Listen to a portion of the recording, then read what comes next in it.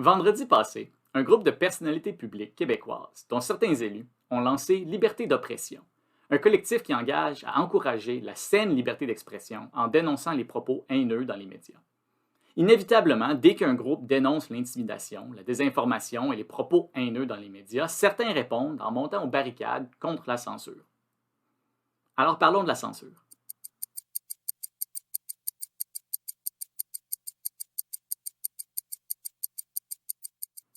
La censure, c'est l'utilisation de la force pour empêcher la communication d'une information ou d'une idée. Ce qui est la force varie d'une école de pensée à l'autre. Certains estiment qu'il faut faire usage de la violence ou d'une menace crédible de la violence pour qu'une contrainte s'élève au niveau de la force. Et donc, dans une société de droit comme la nôtre, seulement l'État peut faire usage prolongé de la violence selon les limites de la loi et seulement l'État peut censurer les gens. On va appeler ça la censure étatique. Il y en a d'autres qui ne partagent pas cet avis-là et qui voient certaines contraintes sociales et économiques, par exemple se faire publiquement ridiculiser ou perdre sa job, comme une contrainte suffisamment coercitive pour s'élever au niveau de la force, et donc de la censure. Vu comme ça, n'importe qui avec un assez gros micro, les poches assez profondes ou une influence suffisante sur un autre pourrait censurer quelqu'un. Appelons ça la censure socio-économique. Distinction faite, parlons d'abord de la censure étatique. Quand des élus dénoncent certaines formes de communication, c'est normal qu'on craigne à la censure étatique.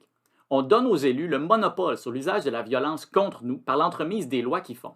Et comme notre démocratie représentative dépend du partage libre d'informations entre citoyens pour choisir les élus, on a raison d'être très sensible au risque que les élus se mettent à utiliser leur monopole sur les lois et la violence pour contrôler la communication d'idées et d'informations en leur faveur. Mais tout en étant conscient du risque de la censure étatique, il ne faut pas non plus ignorer les risques et l'ampleur de la censure socio-économique. Puis c'est là que les choses deviennent brouillées.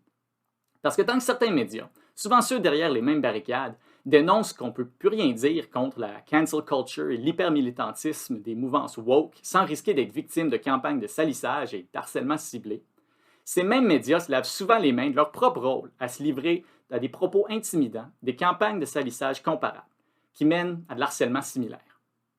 Même cette page, qui génère tout au plus quelques milliers d'impressions, reçoit régulièrement des messages intimidants et assez difficiles à encaisser, et qui reprennent généralement des propos nés dans certains médias traditionnels.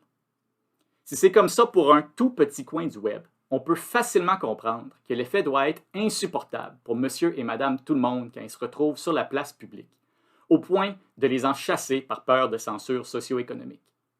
Et tant qu'une démocratie fonctionnera mal sous la censure étatique, elle fonctionnera tout aussi mal sous la censure socio-économique, même si cette censure vient de gens qui disent s'opposer à la censure étatique et vouloir défendre la liberté d'expression.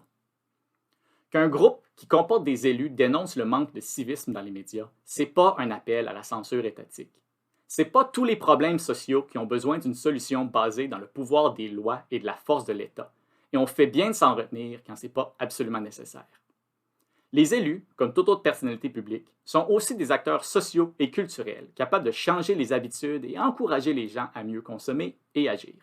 C'est entièrement possible de vouloir encourager une alimentation saine sans rendre illégal de manger 14 jours Louis par jour. De la même façon, c'est entièrement possible d'encourager les gens à prendre conscience de leurs habitudes de consommation médiatique et l'effet que ça a sur notre société sans vouloir empêcher l'expression libre des idées.